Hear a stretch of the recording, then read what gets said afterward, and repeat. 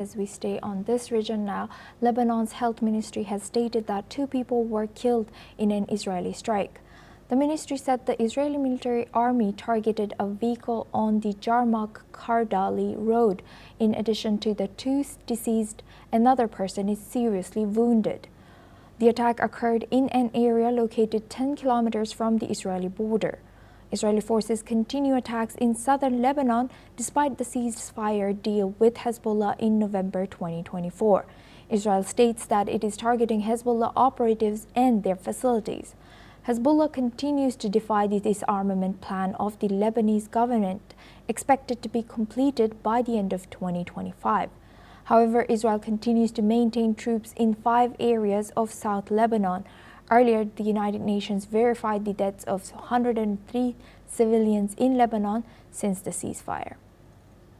Now we go back to our guest discussion with Peter Baum. He's a foreign editor of Weekly Blitz, joins us live from London. Thank you very much, Peter, for staying with us. Now, how do you see these continued strikes in southern Lebanon affecting the fragile ceasefire agreement with Hezbollah, especially with the upcoming disarmament deadline? Yeah, just before we came on air, I was in contact with my sources in both Lebanon and in Israel. And what I'm going to tell you is going to be quite surprising. Despite the rhetoric of from the Lebanese government condemning Israel for breaking the ceasefire, they are actually very, very pleased at Israel's actions. And why? The Lebanese government are united, apart from those from the Hezbollah cohort in the Lebanese government, in trying to dilute as soon as possible Hezbollah's military prowess. They have voted to disarm Hezbollah, which Hezbollah said they would never do. Unfortunately, at the moment, this will change.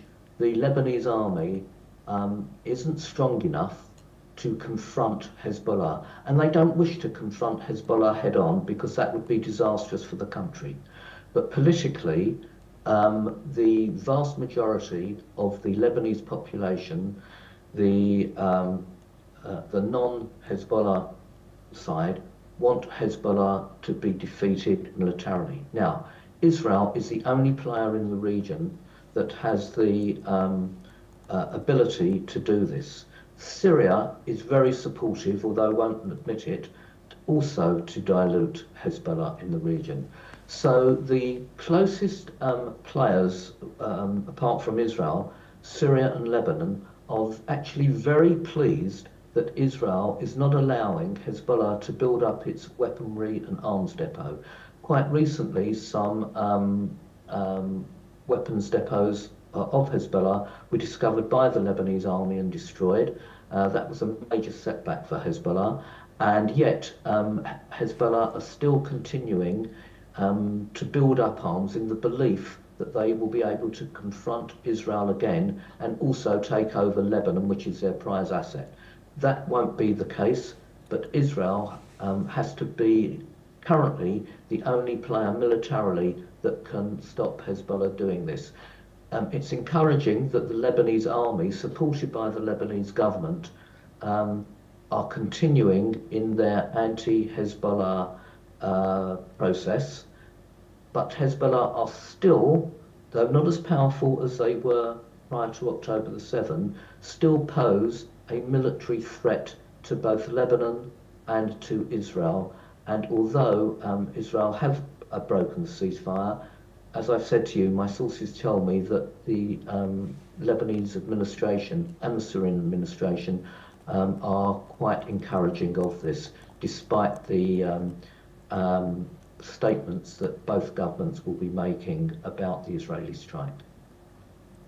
So what are the challenges in but all these parties that you've mentioned defeating Hezbollah and lasting a ceasefire between Israel, Lebanon, and the other countries in that region? So, and also, if they do successfully deter deter Hezbollah, how will they move forward in terms of relationship with Iran, because since it's funded by Iran?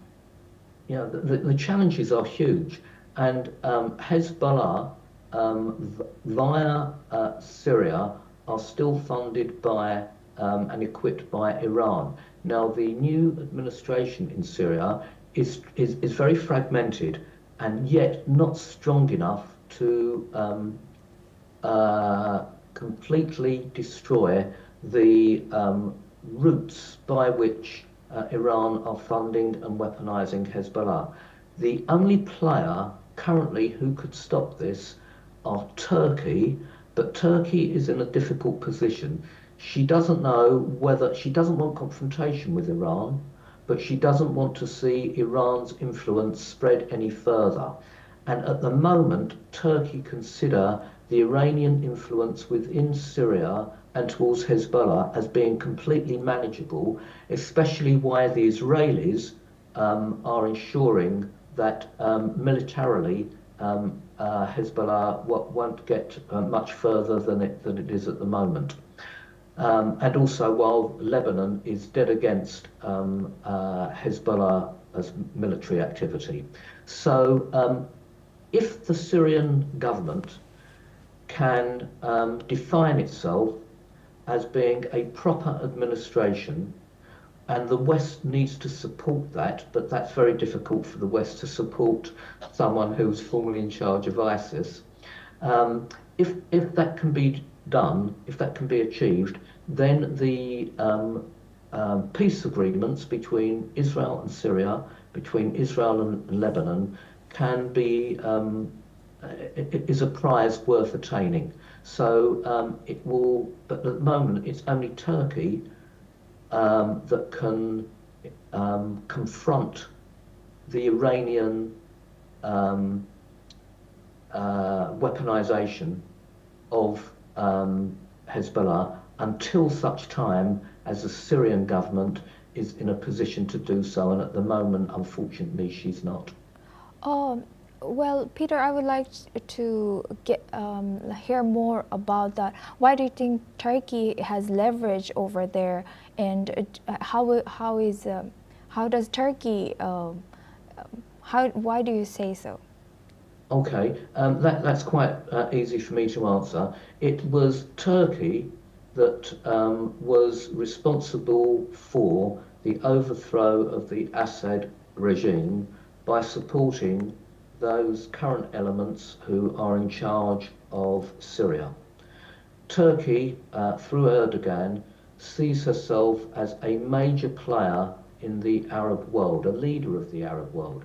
If we go back into history, we can see people like Nasser wanting to be the leader of the Arab world, then Saddam Hussein, and then more recently the Ayatollah Khamenei being in charge of the Muslim world, if not the Arab world. Erdogan sees his position similarly. He wants to go down in history as being a uniting figure in the world of Islam, although he has been responsible for the slaughter of hundreds of thousands of Kurds and the overthrow of the Assad regime.